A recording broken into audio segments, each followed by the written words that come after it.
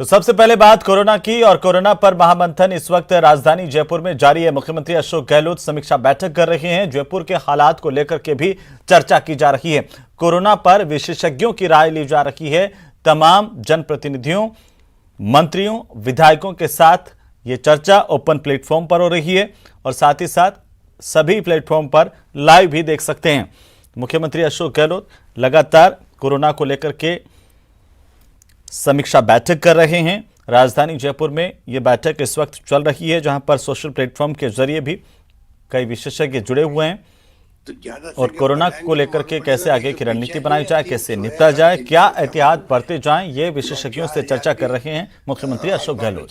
मंत्री जी कह रहे थे तो 4,000 के 4,239, 4,195, 4,520 और इसके पीछे से आ गए, तो क्या आपको 10,000-15,000 नहीं करने चाहिए सैंपल? बिल्कुल सर, बढ़ाएंगे सर। पहले 2,000 समथिंग थे तो उसको बढ़ा के। तय कौन करता है आपके? तय कौन करता है कि कितने सैंपल लेंगे? कौन तय करता है? आप करते हो, सीएम जो करता है, या सेक्रेटरी मेडिकल करते? कौन करता है सर? ये तो सीएमएचओ को जो कॉन्टेक्ट ट्रेसिंग से वो कहाँ सीएम बैठे हैं यहाँ पर? बोलिए। सैम्पलिंग सर इस तरह से नियुक्ति की कोई टारगेट फिक्स से आता है। सैम्पलिंग की टीम जाती है सर हमारे यहाँ से, जैसे कोई टीम रेलवे स्टेशन पर, एयरपोर्ट पर, बस स्टैंड पर, स्कूलों के लिए रैंडम सैम्पलिंग, डिस्पेंसरी पर, आरवीएचएस हॉस्पिटल में एसएमएस की 8 जो है ब्रांच, उन पर इस तरह से सैम्पलिंग की, और ब्लॉक स्तर पर सीएससी पीएसटी पर, इन पर टीम बैठाई जाती है सर। ये सैंपल लेते हैं सर। तो कभी सैम्पलिंग में ये अब हमने निर्देश जारी किए हैं कि सैम्पलिंग को और बढ़ाने के लिए सब डिस्पेंसरी पर। तो सर ये जो कॉन्टेक्ट ट्रेसिंग पकड़ में आते हैं वो सैम्पलिंग मेन होती है, और जो पीएससी सीएचसी पर अस्पताल में आते हैं वो होते हैं, और जो ट्रेवलर बाहर जाते हैं या वो सिम्टम को टेस्ट कराने आता है उनकी सैम्पलिंग होती है सर। वो तो सब आपका फॉर्मूले हैं, ये जो आपने बना रखा है सिस्टम एयरपोर्ट का या बस जो भी आप बता रहे हो। सवाल ये जब आपके 182 185 आ गए केसेज, तो आपने सैंपल क्यों नहीं बढ़ा पा रहे हो? आप आगे मालूम तो पड़े हमें भी क्या स्थिति है। तो आज राजस्थान में सिर्फ जयपुर एकमात्र जगह ऐसी है जहाँ पर बहुत ज्यादा केसेस आ रहे हैं। तो कुछ तो कारण रहा होगा कि जब से पिछले 15-20 दिन से अगर जो केसेस आए थे पूरी अगर ट्रेसिंग होती, उनकी ट्रेसिंग के बाद में उनके मोहल्लों के अंदर एरिया में अगर मान लो अपन ज्यादा सैंपलिंग करते, 4,000 की जगह 8,000 सैंपलिंग होते, तो आपको अंदाज लगता है कि भाई हम किस दिशा में जा रहे हैं। अगर आप 4,000 सैंपलिंग में बढ़ते जा रहे हो तो इसका मतलब है कि अगर सैंपल बढ़ाएंगे तो अवश्य भावी है कि आपके सैंपल में ज्यादा मामला आएंगे। वो ये राजधानी है देश की, राजस्थान की, समझ लीजिए आप लोग, इसको आप हल्के में मत लीजिएगा। अब दिल्ली में देखने क्या हो रहा है वहां पर। दिल्ली में पूरे सभी तरह से वहां पे बैन लगा दिए गए हैं। तो आप सब बैठे, अधिकारी लोग बैठे हैं, सीओ बैठे हैं आपके नगर निगम के, आप हेल्थ डिपार्टमेंट आप लोग हैं, जिला कलेक्टर, पुलिस प्रशासन, सबको मिला के बुलाया इसलिए गया है कि हम किस ढंग से सबको मिल करके, और बल्कि आपके अधिकारी बाकी बैठे हुए हैं, LIC के भी और बाकी सभी लोग।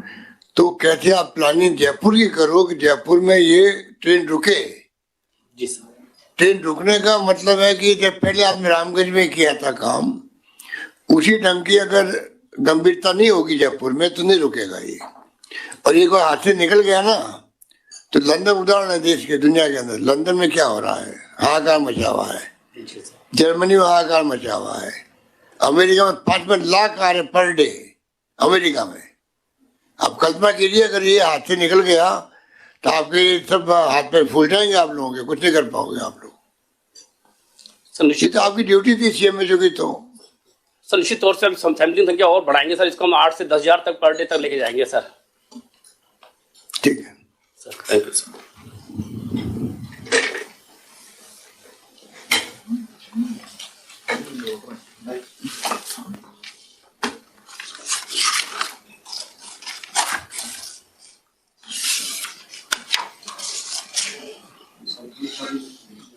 सैंपल्स का डिस्कस होगा आगे। नेक्स्ट ये सर ओमिक्रॉन के अभी तक जो जीनोम सीक्वेंसिंग से, ओमिक्रॉन की जीनोम सीक्वेंसिंग से जो अभी तक केस जयपुर में आए थे सर 39 थे, जो 8 बाहर के थे, 31 अपने यहाँ के थे।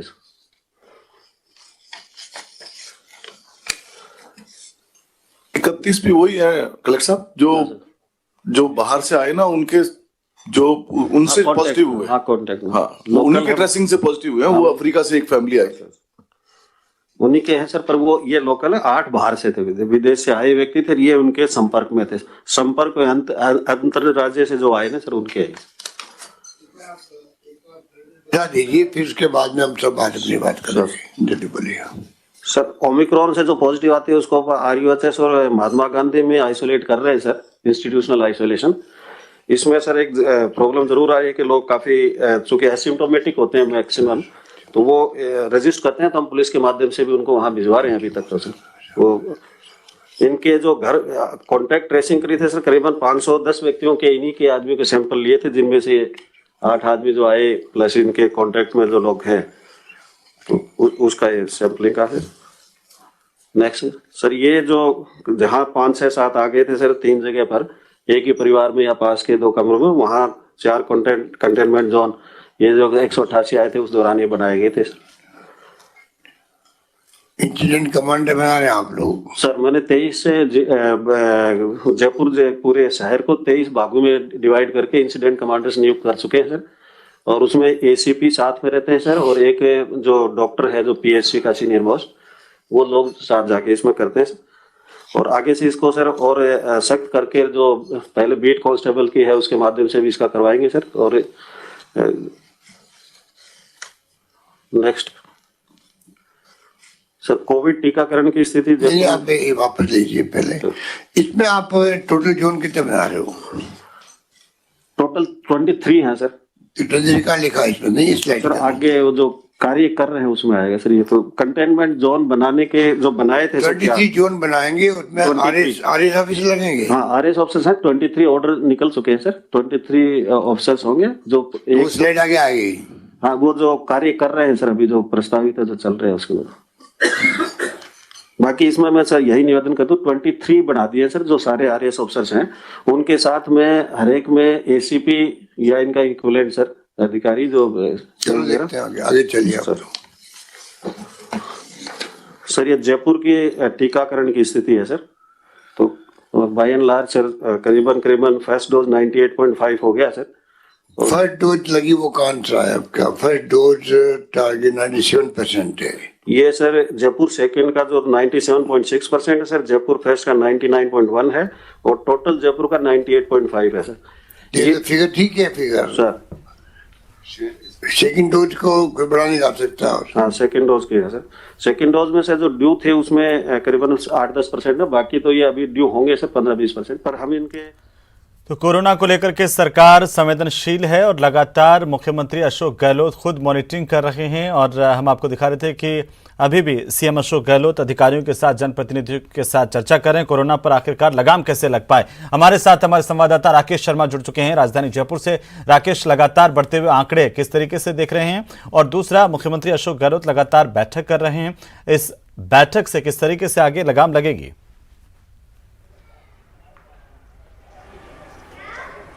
बिल्कुल देखिए, जिस तरीके से पिछले दिनों में राजधानी जयपुर में कोरोना के मामले सर्वाधिक जो है सामने आए हैं, इसको लेकर निश्चित तौर पर सरकार की चिंताएं बढ़ी हैं, क्योंकि नए साल का जश्न मनाया जा रहा है। दूसरी तरफ विदेशी जो पावड़े हैं, पर्यटक हैं, वो बहुत बड़ी संख्या में जयपुर और पूरे राजस्थान में आ रहे हैं। तो जो लोग आ रहे हैं उनमें कितनी कोरोना की संभावना है, या उनसे जो कोरोना के संक्रमण की संभावनाएं हैं उस पर किस तरीके से अंकुश लगाया जाए, किस तरीके से प्रदेश को और प्रदेशवासियों को इस नए साल में कोरोना से सुरक्षित रखा जाए। चूंकि राजस्थान कोरोना मैनेजमेंट के मामले में देश के अग्रणी राज्यों में रहा है, और मुख्यमंत्री लगातार इस मामले की मॉनिटरिंग करते रहे। अब से पहले भी जब भी कोरोना की पहली लहर और दूसरी लहर जब आई थी, तब भी बाकायदा मुख्यमंत्री ने खुद पूरे मामले को गंभीरता से लेते हुए इसकी मॉनिटरिंग करके और इस पर कंट्रोल करने के लिए दिशा निर्देश दिए थे। आज जो मीटिंग हो रही है, एक जनरल मीटिंग है, इसमें सभी जो अधिकारी हैं, इसमें आम लोगों को भी जोड़ा गया है कि राजधानी जयपुर में चूंकि आज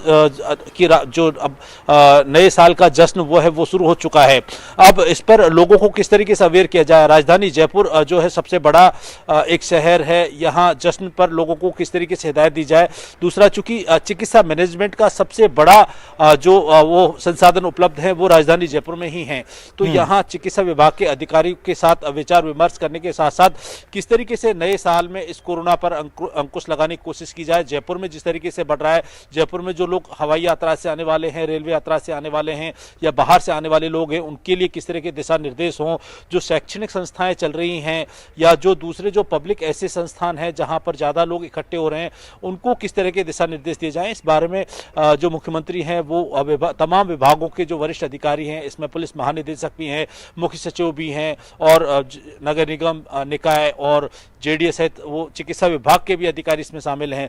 तो सबसे सलाह मशवरा करके आगे की रणनीति क्या होगी, किस तरीके के दिशा निर्देश जो आम आदमी को दिए जा सकते हैं, इस पर मुख्यमंत्री इस बैठक में मंथन कर रहे हैं। जी, लेकिन राकेश, इस बैठक के बाद ये उम्मीद तो की जा सकती है कि प्रशासन की सख्ती कुछ और बढ़ सकती है और साथ ही साथ जो सिस्टम है उसमें भी एक्टिवनेस देखी जा सकती है कि कैसे आखिरकार कोरोना को हम हराएं। सबको मिलकर के काम करना है। लेकिन आज अगर जयपुर के आंकड़ों की बात करें, राजस्थान के आंकड़ों की बात करें, उसको लेकर के क्या कुछ अपडेट है आपके पास? बिल्कुल, देखिए जिस तरीके से जो राजस्थान में आंकड़े जो है करीब 6 महीने पहले जो आंकड़े थे उससे भी ज़्यादा लगातार आंकड़े बढ़ते जा रहे हैं। कोविड गाइडलाइन की जो पालना है उसकी सुनिश्चितता के लिए अब सख्त जो सरकार सख्ती की ओर बढ़ सकती है, क्योंकि लगातार राजधानी जयपुर में ही अकेले में करीब 88 से 90 केस के आसपास, यानी लगभग आंकड़ा 100 के आसपास जा पहुंचा है। प्रदेश भर में 100 के आंकड़ों को क्रॉस कर चुका है प्रतिदिन। अभी अस्पतालों में ऐसी चूंकि चिकित्सक हैं वो व्यवस्थाओं को संभाल रहे हैं और जो संक्रमित मरीज हैं उनकी देखभाल कर पा रहे हैं, लेकिन ये संख्या अगर इसी तरीके से तेजी से आगे बढ़ी तो निश्चित तौर पर ये आम आदमी के लिए घातक होगा, चिकित्सा व्यवस्थाओं के लिए भी ये एक परेशानी का सामना बन सकती है। तो अब इस दिशा में मुख्यमंत्री चूंकि लोगों से कैसे कोविड गाइडलाइन की पालना करवाई जाए, सोशल डिस्टेंसिंग का इश्यू है, मास्क है, सैनिटाइजर है, या ओमिक्रॉन और डेल्टा वेरिएंट के को किस तरीके से उससे बचाव की जो संसाधन है उसके लिए जो संबंधित टीमें हैं, प्रशासनिक अमले हैं, उनको दिशा निर्देश दिए जा सकते हैं आम आदमी पर। बिल्कुल राकेश, आप हमारे साथ बने रहिए, मैं फिर से लौटूंगा, लेकिन फिलहाल दर्शकों को बता दें इस वक्त की बड़ी खबर। कोरोना समीक्षा बैठक में सीएम अशोक गहलोत ने सभी अधिकारियों को, कर्मचारियों को यह निर्देशित किया है कि वे एक्टिव रहें, कोरोना का डाटा छिपाना नहीं चाहिए। बैठक में पीएचईडी मंत्री महेश जोशी ने सवाल पूछा और कहा कि कोरोना से मौत का डाटा कहां से जुटाया जाता है। ये सवाल डॉक्टर महेश जोशी ने पूछा। अधिकारियों ने कोरोना के एक्टिव केस का डाटा दिया। कोरोना समीक्षा बैठक में मुख्यमंत्री अशोक गहलोत ने सभी को नसीहत दी है कि कोरोना का डाटा छिपाना नहीं चाहिए। बड़ी खबर है इस वक्त की। राकेश हमारे सहयोगी लगातार हमारे साथ बने हुए हैं। जी राकेश। बिल्कुल, देखिए जिस तरीके से मुख्यमंत्री लगातार इन मामलों को लेकर जो है गंभीर रहे हैं, संवेदनशील रहे हैं। अब जिस तरीके से तेजी से अब ये मामला बढ़ रहा है तो सभी जो विभाग के जो मंत्री हैं, विभाग के जो अधिकारी हैं, चूंकि जनता को परेशानी का सामना नहीं करना पड़े, अर्थव्यवस्था भी बनी रहे और जो गाइडलाइन जारी हो उसमें निश्चित तौर पर ऐसी व्यवस्था बने कि जो संक्रमण है वो फैले नहीं। ये एक महामारी जो है वो उससे कम से कम जनजीवन प्रभावित हो, मेडिकल के उसमें दायरे में रहे। जिस तरीके से ये वेरिएंट जो नए आए हैं ओमिक्रॉन और डेल्टा, इसके बचाव की किस तरह के अपना जो वो हमारी चिकित्सा सिस्टम के पास में है, क्या कुछ रिक्वायरमेंट हैं, तो इन तमाम चीज़ों को लेकर के मुख्यमंत्री अभी चूंकि व्यवस्थाएं जो है उन्हीं व्यवस्थाओं के आधार पर जो है इसके रोकथाम के प्रयास किए जा रहे हैं। लेकिन आगे और क्या कुछ आवश्यकता है, क्या लोगों के साथ और ज़्यादा सख्ती होगी, लोगों के साथ समझाइश होगी या टीमों को एक्टिव किया जाएगा, हमें किस तरह की रिक्वायरमेंट और है चिकित्सकीय व्यवस्था में, प्रशासनिक व्यवस्था में, या जो जिस तरीके से बाजार जो खुले हुए हैं उनमें वहाँ पर कैसे भीड़ पर अंकुश लगाया जाए, इस दिशा में अब जरूरी दिशा निर्देश जारी किए जा सकते हैं। जी बिल्कुल राकेश, चलिए बहुत बहुत शुक्रिया तमाम जानकारी के लिए, हमारे साथ जुड़ने के लिए। लगातार अपडेट हम आपसे लेते रहेंगे। मुख्यमंत्री अशोक गहलोत कोरोना को लेकर के मंथन कर रहे हैं। उम्मीद इस बात की है कि आखिरकार जो मामले अचानक से बढ़े हैं वो कंट्रोल में आए और लोगों से भी लगातार सरकार अपील कर रही है कि लोग भी जागरूक रहें, लोग भी एहतियात बरतें। हम सख्ती से इसके जो अभी गाइडलाइन जारी हुई है और कुछ। और इसी बीच उदयपुर से बड़ी खबर हम आपको बता दें, ओमिक्रॉन संक्रमित हुए बुजुर्ग की मौत होने की खबर है। आपको बता दें कि 73 साल के मरीज ने दम तोड़ दिया है। पोस्ट कोविड निमोनिया मौत की वजह बताई जा रही है। हाइपरटेंशन और हाई डायबिटीज भी था। 25 दिसंबर को ओमिक्रॉन की पुष्टि इस मरीज में हुई थी और प्रदेश में ओमिक्रॉन संक्रमितों की मौत का पहला मामला उदयपुर का। हालांकि स्वास्थ्य विभाग की ओर से इसे लेकर के अभी कोई पुष्टि नहीं की गई है। सीएमएचओ की तरफ से आधिकारिक तौर पर अभी जानकारी आना बाकी है, लेकिन यह जरूर कहा गया है कि मौत हुई है पोस्ट कोविड कॉम्प्लिकेशंस के चलते। तो 25 दिसंबर को ओमिक्रॉन की पुष्टि हुई इस मरीज में। अब आखिरकार ये मरीज मौत के मुंह में समा गया। बुजुर्ग की मौत हो गई है। लगातार इलाज चल रहा था, हालांकि ओमिक्रॉन से नेगेटिव भी आ गया था, लेकिन घातक वेरिएंट की वजह से शरीर में जो नुकसान हुआ उसकी भरपाई नहीं हो पाई। पोस्ट कोविड कॉम्प्लिकेशंस के चलते यानी कि निमोनिया के चलते मौत होने की जानकारी भी सामने आई है।